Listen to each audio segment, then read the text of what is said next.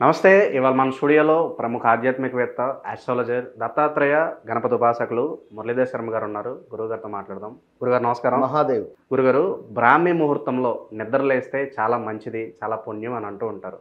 అసలు మనం ఈ బ్రాహ్మీ ముహూర్తంలో నిద్ర లేవడం ద్వారా ఎలాంటి ఫలితాలు మనకు కలుగుతాయి గురుగారు? తప్పకుండా అబ్బా.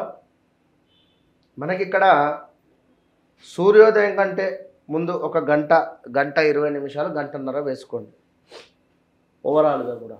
ఈ సమయాన్ని మనకు బ్రహ్మ ముహూర్తంగా చెప్తారు. దీన్నే బ్రాహ్మీ ముహూర్తం అంటారు, బ్రహ్మ ముహూర్తము అంటారు. ఇక అది ఒక్కొక్క ప్రాంతం వారు ఒక్కొక్క విధంగా పిలుస్తూ ఉంటారు.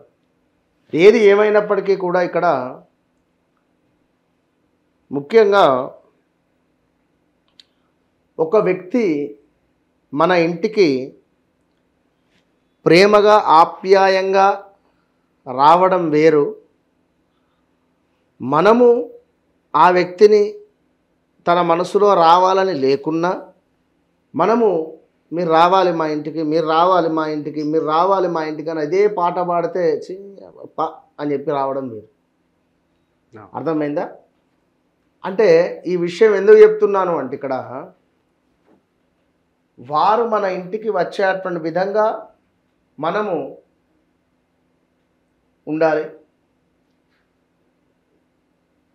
అంటే ఇక్కడ బ్రాహ్మీ ముహూర్తం అనేటువంటిది ఒక గెస్ట్ మనకు. ఆ సమయంలో మనము అల్లారం పెట్టుకొని లేవడం కానీ, లేదా ఇంకేదైనా ఎవరినైనా లేపండి అని చెప్పడం కానీ, ఇలాంటి సిచ్యువేషన్స్ చేసుకొని ఇవాళ లేస్తావు, రేపు లేస్తావు, ఎల్లుండి లేస్తావు, అండ్ నెక్స్ట్ డే లేవబుద్దావు. ఎందుకంటే బ్రాహ్మీ ముహూర్తంలో మెలకువ రావడము అనేది ఇక్కడ ఇంపార్టెంట్. మనం లేవడం కాదు, మీరు లేవచ్చును, నేను లేవవచ్చును, ఆ కెమెరామెన్ లేవవచ్చును. బట్ పాయింట్ అర్థం చేసుకోండి. ఇక్కడ ఎలాంటి అల్లారం లేకుండా మనకు మెలకువ కావాలి. అంటే ఆ సృష్టి, ఆ యూనివర్స్ నీకేదైనా ఇస్తుంది, నీకేదైనా ఇవ్వబోతూ ఉంది, లేదో ఏదైనా నీకు మంచి జరగబోతూ ఉంది, నీకేదో ఒక గాడ్ గిఫ్ట్ అనేది రాబోతూ ఉంది. ఈ సమయంలో నీకు మెలకువ వచ్చేస్తుంది, 100% వచ్చేస్తుంది. ఖచ్చితంగా ఈ వీడియో ఎవరు చూసినా కింద కామెంట్ పెట్టండి. సత్యంగా చెప్తున్నా, మనం ఎప్పుడైతే అల్లారం పెట్టుకొని లేస్తామో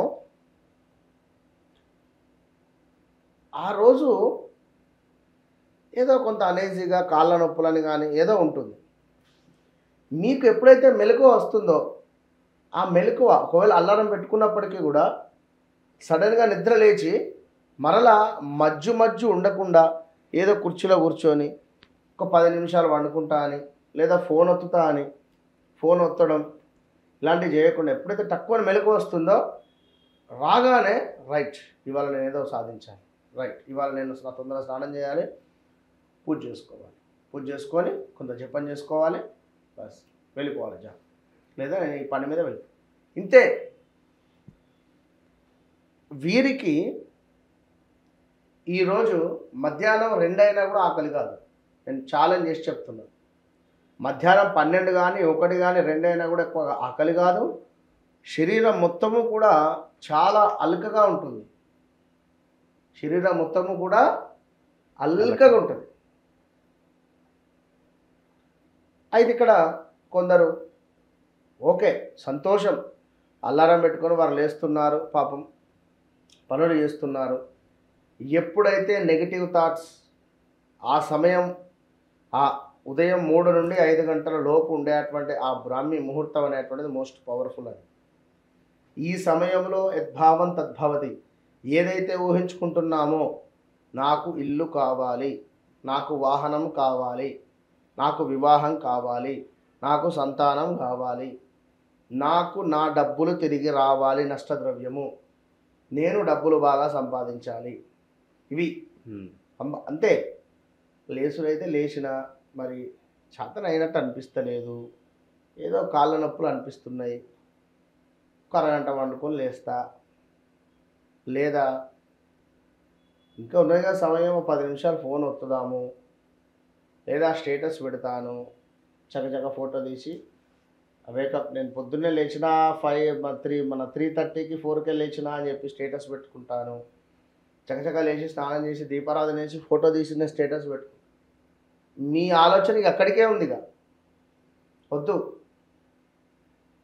100% నేను సక్సెస్ఫుల్గా ముందుకు వెళుతున్నాను, 100% నేను బాగున్నాను, 100% ఈరోజు నాకు ఏదో విజయం దక్కబోతూ ఉంది. 41 రోజులు మీరు లేచి 41 రోజులు ఈ విధంగా అనుకొని 41 రోజులు మీరు ఏ ప్రయత్నం అయితే చేస్తున్నారో చేయండి. అప్పటికీ మీ జీవితం మారకుంటే కింద కామెంట్ పెట్టండి, వీడియో సేవ్ చేసి పెట్టుకొని ఛాలెంజ్ చేసి చెప్తున్నాను నేను. సో ఆ సమయంలో లేచి స్నానాది కార్యక్రమాలు చేసుకుంటే ఒక ఎనర్జీ అనేటువంటిది అద్భుతమైనది ఫామ్ అవుతుంది. మీరు నిద్ర లేచి ఒక 40 మినిట్స్ స్నానాది కార్యక్రమాలు చేయకున్నా కూడా కూర్చోండి, కూర్చొని ఓం, జస్ట్ ఓంకారం 40 నిమిషాలలో ఎంతసేపు అయితే అంతసేపు మీ మనసులో ఇక్కడి నుండి కూడా ప్రొనౌన్సియేషన్ చేసుకోండి. ఓం ఓం అంతే. లేదా ఓం నమః శివాయ, ఓం నమః శివాయ, ఓం నమః శివాయ, లేదా ఓం ఘం గణపతయే నమః, ఓం ఘం గణపతయే నమః, ఓం ఘం గణపతయే నమః. ఈ మంత్రాలు చేసే సందర్భంలో స్నానాది కార్యక్రమాలు చేసుకొని కూర్చోండి. జస్ట్ మెడిటేషన్ చేస్తా అనుకుంటే స్నానం చేయకున్నా పర్వాలేదు, కూర్చోండి.